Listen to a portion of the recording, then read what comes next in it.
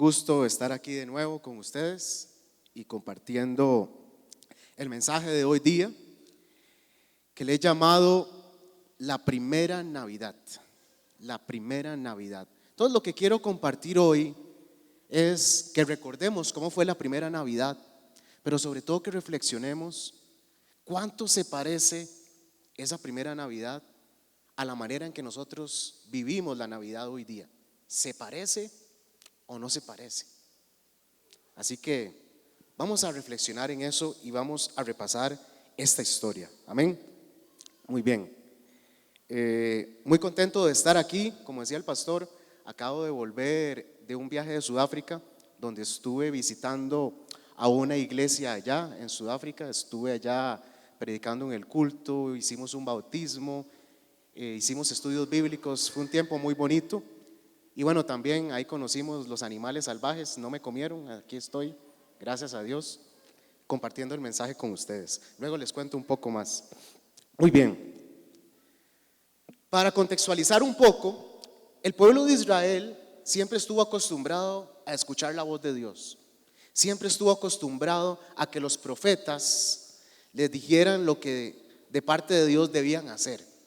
Fue parte de lo que ellos se acostumbraron a vivir durante toda su historia. Así lo vemos en el Antiguo Testamento. Pero llegó un momento en que esa voz profética como que Dios puso pausa, como que Dios apretó un botón y dijo pausa. Y cesó la voz profética con el profeta Malaquías, que de hecho es el último libro del Antiguo Testamento. Hubo una pausa, un gran silencio le llaman, donde el pueblo de Israel no escuchaba la voz de Dios, 400 años más o menos. Y ahí pasaron varios acontecimientos. Vino el imperio griego, luego vino el imperio romano, y ese era el momento histórico en que estaba el pueblo judío. El imperio romano era el que dominaba. Y entonces tenían una gran expectativa. La expectativa de que Dios volviera a hablar, de que otra vez un profeta se levantara y dijera lo que Dios tenía que decirle al pueblo, pero también estaba la expectativa mesiánica. La expectativa de que el Mesías llegara, destruyera a los romanos, les quitara el poder y otra vez Israel fuera un reino como en los tiempos de David. Existía una expectativa. El pueblo había esperado 400 años. Habían pasado generaciones que no habían escuchado a un profeta hablando al pueblo de Dios. Así estaba el momento. Era un momento histórico, era un momento cumbre. Y en medio de eso va a suceder lo siguiente. Y vamos a leer Lucas 1, del 5 al 10. Este es el momento en que Dios dice: ahora sí, se acabó la pausa, otra vez play. La historia comienza de nuevo. Vamos a ver. Dice Lucas 1, del 5 al 10. Vamos a leer primero. Hubo en los días de Herodes, rey de Judea, un sacerdote llamado Zacarías, de la clase de Abías. Su mujer era de las hijas de Aarón y se llamaba Elizabeth. Ambos eran justos delante de Dios y andaban irreprensibles en todos los mandamientos y ordenanzas del Señor. Pero no tenían hijo, porque Elizabeth era estéril y ambos eran ya de edad avanzada. Aconteció que ejerciendo Zacarías el sacerdocio delante de Dios según el orden de su clase, conforme a la costumbre del sacerdocio, le tocó en suerte ofrecer el incienso entrando en el santuario del Señor. Y toda la multitud del pueblo estaba fuera orando a la hora del incienso.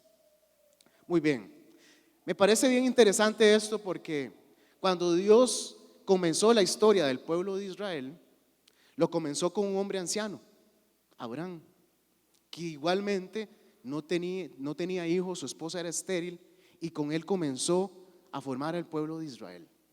Y aquí en este tiempo de pausa, Dios vuelve a recomenzar la historia con un patrón muy parecido, muy interesante. Un sacerdote llamado Zacarías, anciano, no tiene hijo, su esposa es estéril y con él empieza a reescribir la historia, esa historia que vuelve a comenzar. Pero aquí quiero primero hacer una reflexión antes de seguir en la historia, porque viene un detalle interesante. Dice que Zacarías estaba ofreciendo incienso en el templo. Recordemos que el templo estaba dividido en tres clases, el templo rapidísima. El templo estaba dividido en tres partes. Había una parte de afuera que se llamaba el atrio o el patio, donde se hacían los sacrificios, y luego estaba ya propiamente la parte interna, donde estaba el lugar santo, donde estaba la mesa de los panes, el candelabro, el altar del incienso, luego había un velo y luego estaba el lugar santísimo. Entonces dice que Zacarías estaba en el altar del incienso, ofreciendo incienso. Pero dice un detalle interesante: afuera la gente estaba orando. Había un ambiente de oración, había incienso subiendo al cielo. Ese era el ambiente previo a la primera Navidad: incienso y oración. Y eso me hizo reflexionar en lo siguiente, porque esta época de Navidad generalmente tiene dos extremos. El extremo uno es la gente que más bien este es el tiempo donde hay más trabajo, donde hay más demanda, donde hay más comercio, donde generalmente produce sus mayores ingresos. Pero también está el otro extremo: para muchos este tiempo es el tiempo de vacaciones, es el tiempo de descanso, es el tiempo de hacer una pausa. Pero hay algunos que se toman muy en serio lo de las vacaciones y se dan hasta vacaciones espirituales. Dicen: no, eso del incienso, el templo cerrado, del 24 hasta el 5 de diciembre el templo cerrado, no hay incienso, sacerdote en vacaciones. Se lo toman muy en serio y hasta hacen cálculos, porque ustedes conocen aquella fórmula matemática, ¿no? El que reza y peca, pecadores. No. Entonces hacen cálculos, dice: bueno, aquí el chinamo, aquí papá, y ya luego en enero compenso ahí un poquillo, me congrego y también lo veo virtual y también lo veo por radio para compensar. Entonces, queridos hermanos, no hay vacaciones espirituales. No podemos descuidar nuestra vida espiritual. No podemos darnos esos permisos. No podemos darnos esos lujos. No podemos decir: voy a dejar de ser santo una semana y ya luego veo qué hago. No, eso no existe. El incienso tiene que subir día y noche, 24 horas, 365 días al año, porque Dios merece ser adorado en todo tiempo. Y no porque nosotros ahora somos el templo, usted y yo somos los sacerdotes ahora. Así que eso de que sacerdote en vacaciones no existe. Tiene que haber oración en este tiempo, en sus casas, en sus vidas, en sus familias. Que sea un tiempo de oración, que siga subiendo incienso, como en la primera Navidad. Amén. Muy bien. Entonces, mientras eso sucedía, la gente estaba orando afuera intensamente. Estaba Zacarías ofreciendo el incienso, y pasa lo siguiente. Vamos a leer ahora Lucas 1, igual, del 11 al 17. Lucas 1, del 11 al 17. La gente está orando.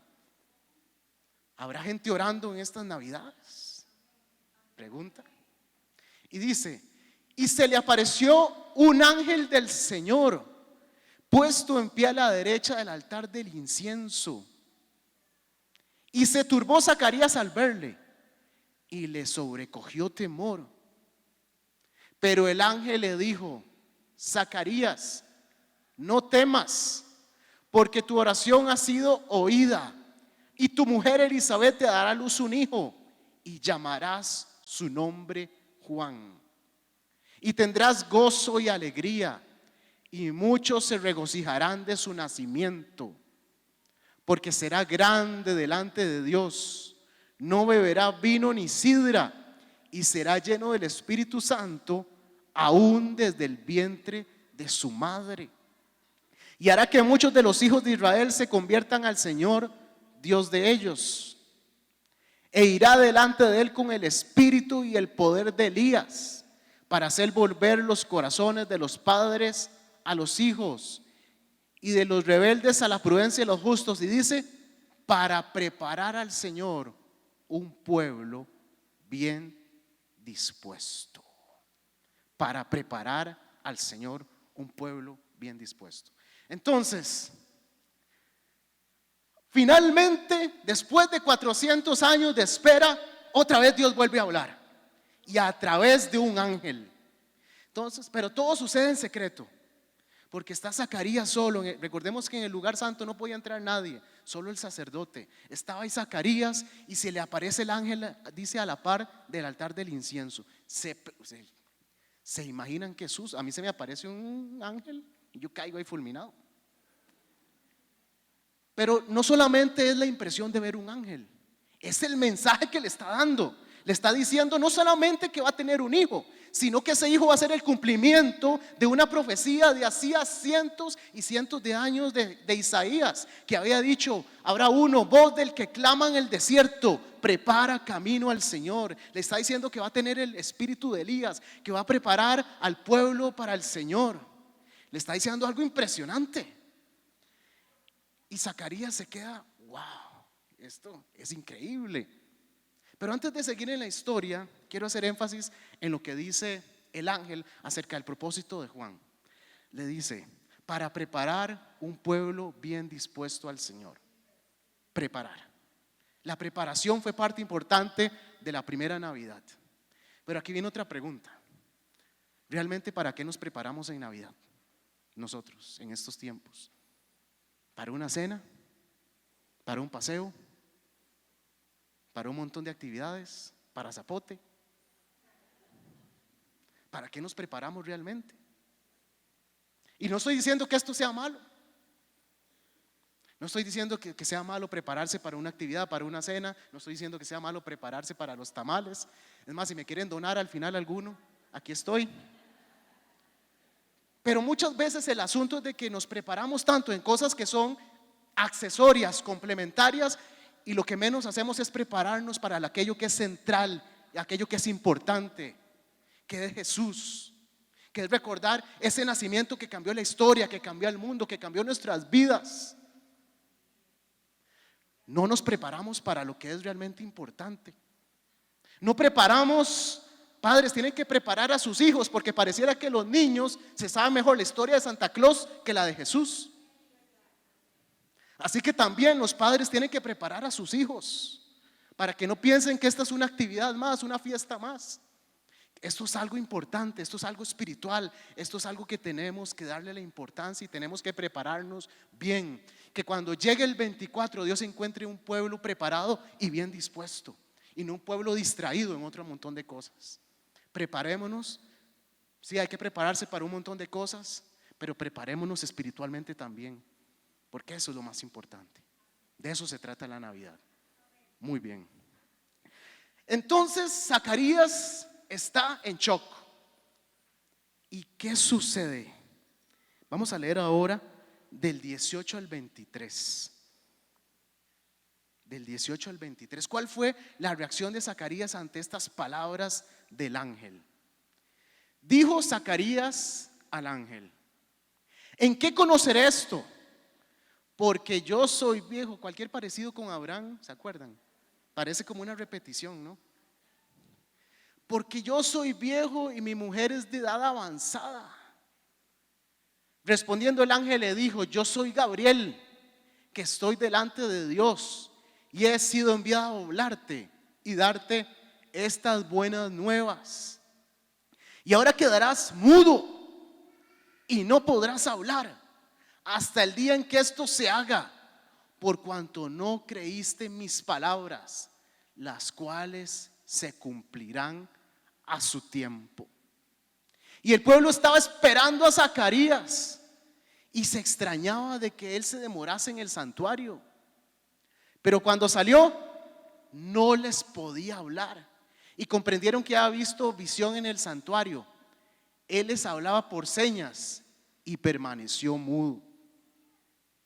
Y cumplidos los días de su ministerio, se fue a su casa. Así que lo que sucedió fue que Zacarías no podía creer lo que le estaba diciendo el ángel. Y por no creer, el ángel le dijo muy fuerte, le dijo: quedarás mudo hasta que esto se cumpla. Pero imagínense, ahora imagínense la escena afuera. La gente tiene 400 años esperando que Dios hable, y al que Dios le habla queda mudo. Dios mío. Ahora tienen que esperarse 9 meses para ver qué fue lo que Dios dijo. Qué colerón. Pero bueno, así que eso fue lo que sucedió. Zacarías quedó mudo. Pero el ángel dijo: bueno, tengo otra misión, tengo otro anuncio que dar. Este es el primero. Esto apenas está comenzando.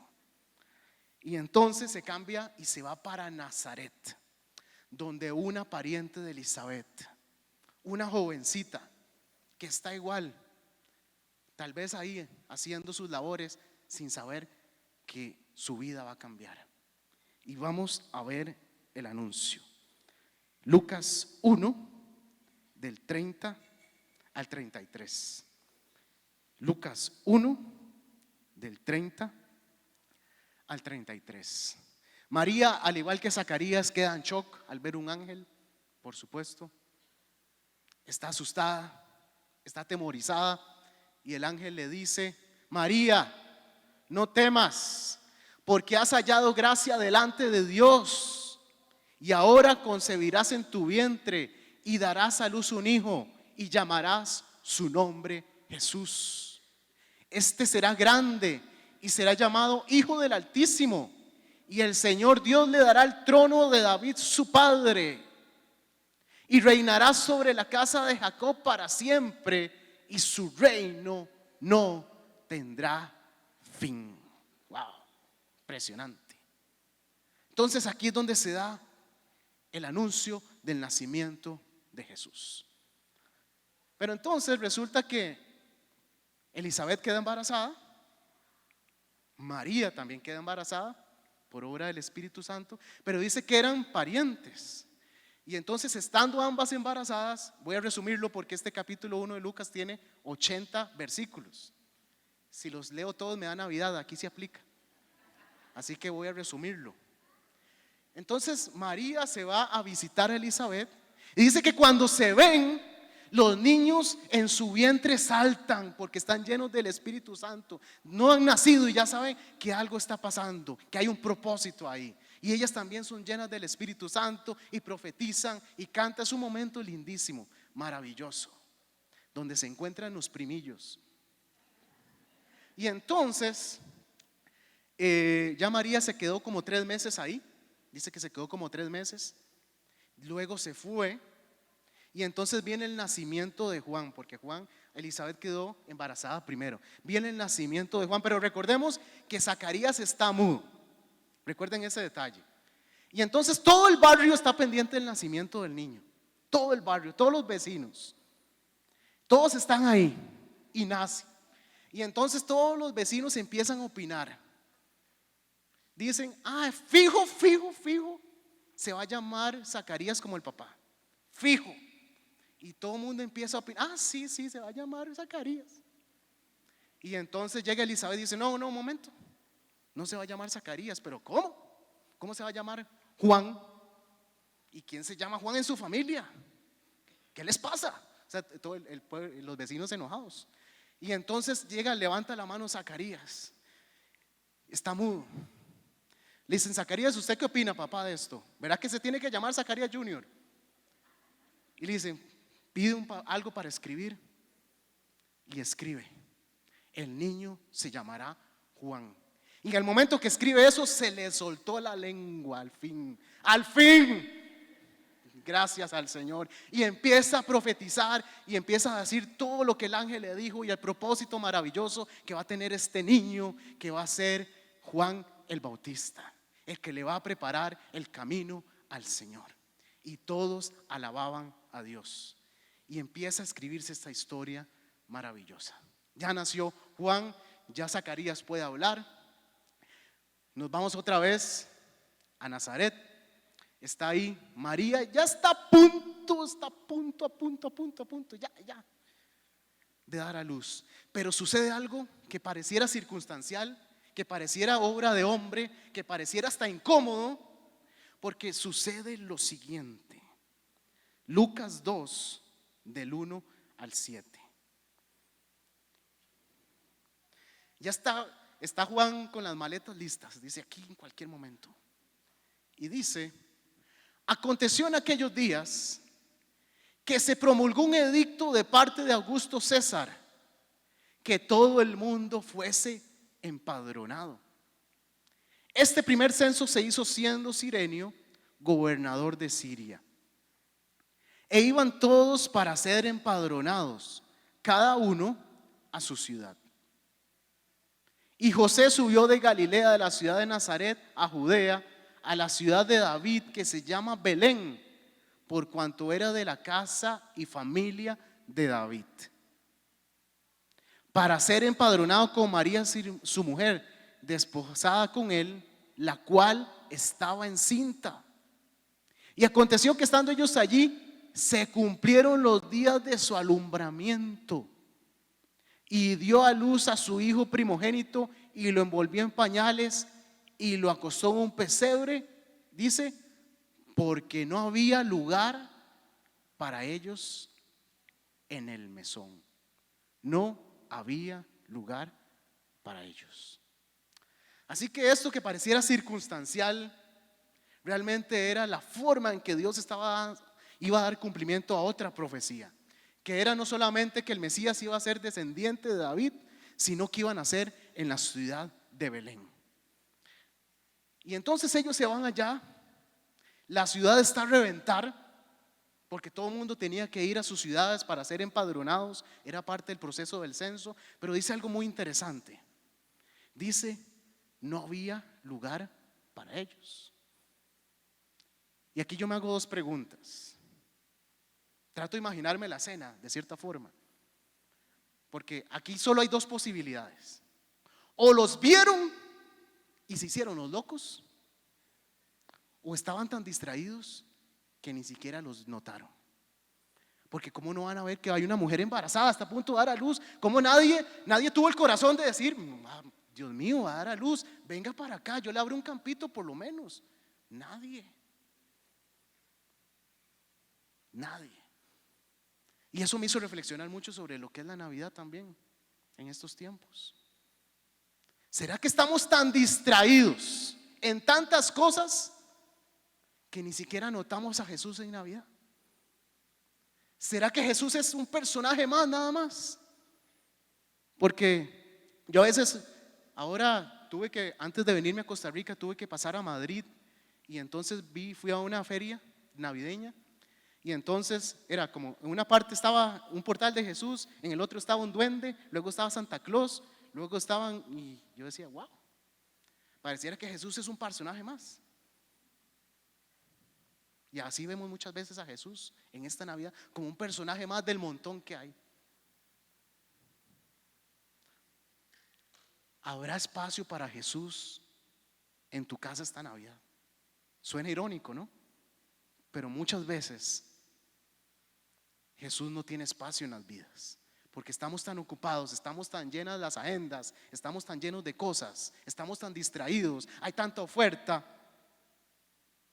que Jesús se queda por fuera, porque no es la prioridad. Que no te pase en tu vida y en tu familia, que por estar tan distraído, por estar tan ocupado, no haya espacio para Jesús. Y que más bien digas, el primer lugar, Jesús, aquí es para ti. Sí hay espacio, siempre hay espacio para Jesús. Amén.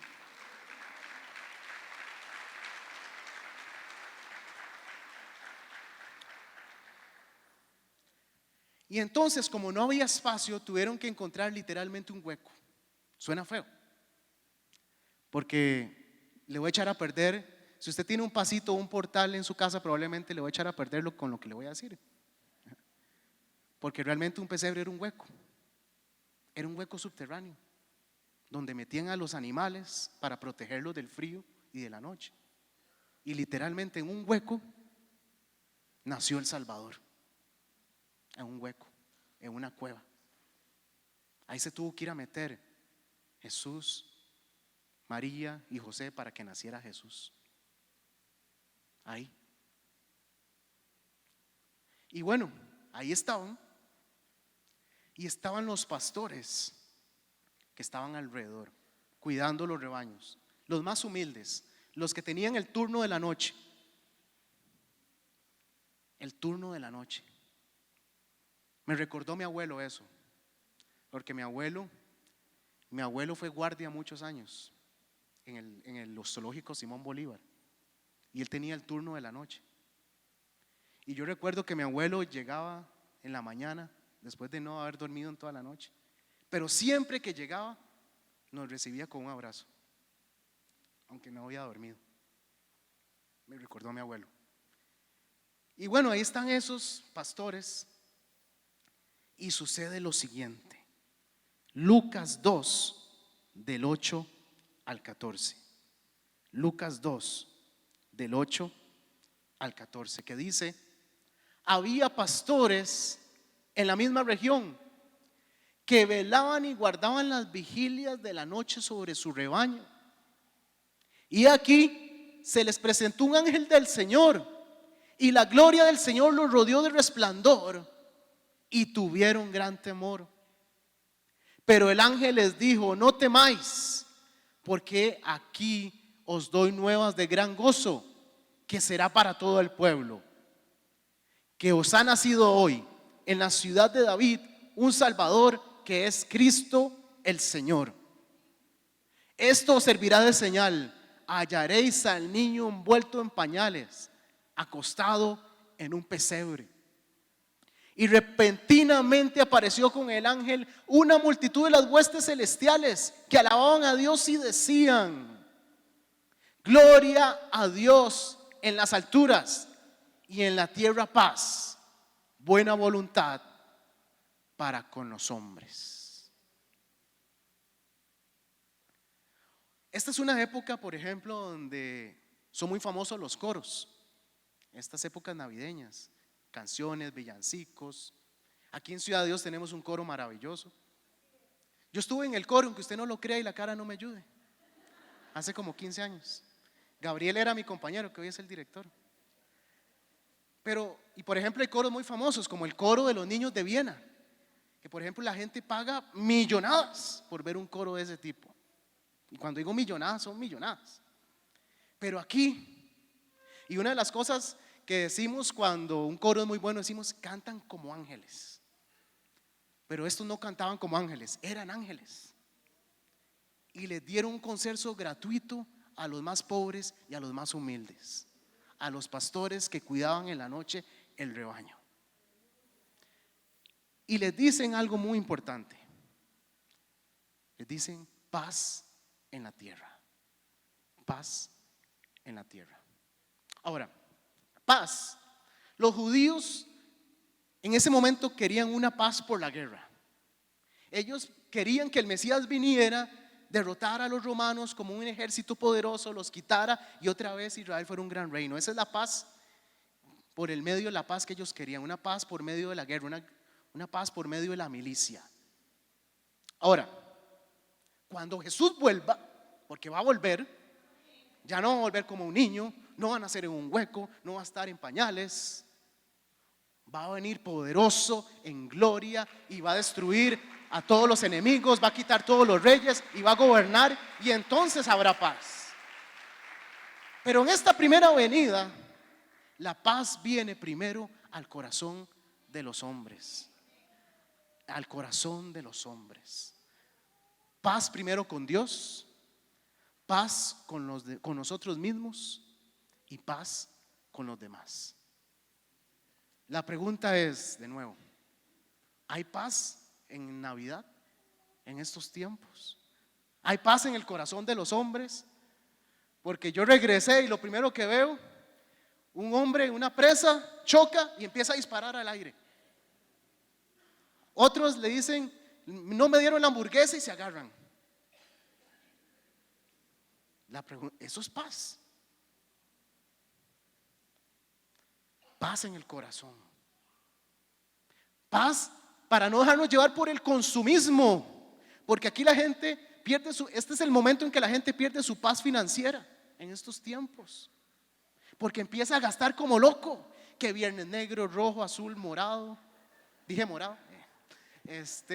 Todo el mundo se vuelve como loco y pierde la paz y el consumismo, y que tengo que tener esto y tengo que tener lo otro, y que aquí, queridos hermanos, dar regalos es bueno, es bonito, es parte de, pero no pierda el control, no pierda la paz. Contrólese, contrólese. No se trata, a veces queremos compensar cosas emocionales con cosas materiales y pensar que podemos comprar el perdón, el cariño, la confianza, el tiempo de calidad, pero no. Lo más importante de los regalos es el detalle, el significado, el pasar tiempo con los seres que queremos, el estar juntos, abrazarnos, perdonarnos, hay que perdonarnos, tener paz con Dios. Si usted ha estado peleado con Dios todo este año, este es el momento que haga las paces con Dios. Paz con usted mismo, paz con los demás. Ahora que estuve en Sudáfrica, hay un montón de historias que les tengo que contar, pero conocí un hondureño que se casó con una sudafricana allá y se quedó viviendo ahí. Y un día me dice: pastor, quiero invitarle a un café. Y yo, aleluya, vamos.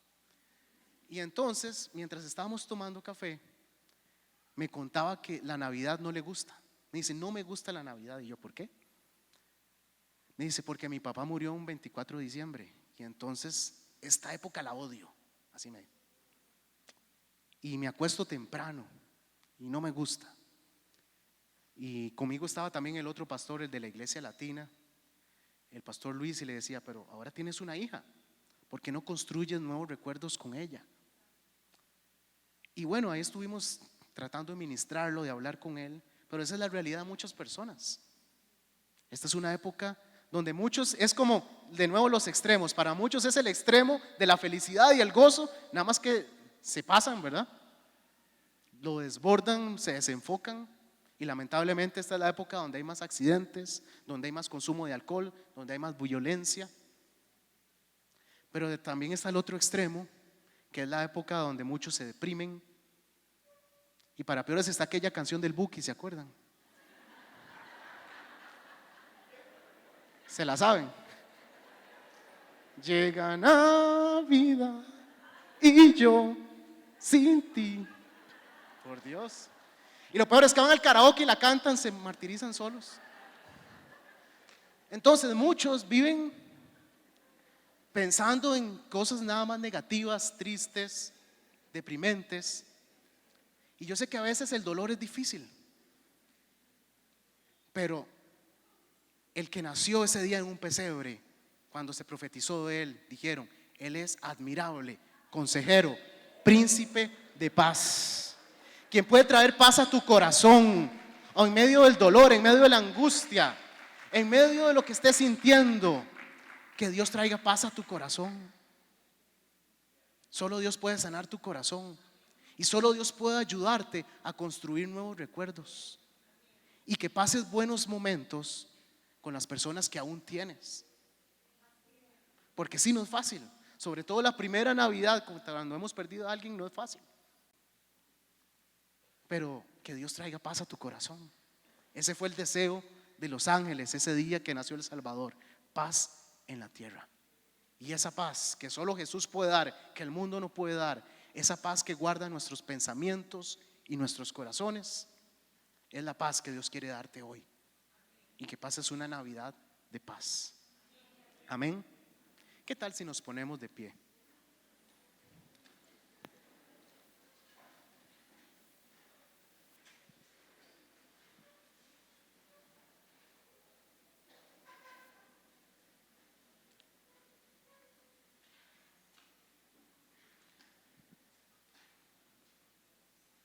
¿Qué tanto se parece esa primera Navidad a como la vivimos?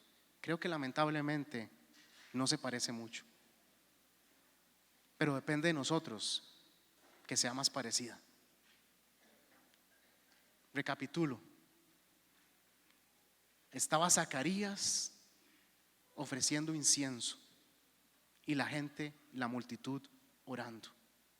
Que haya gente orando en esta Navidad.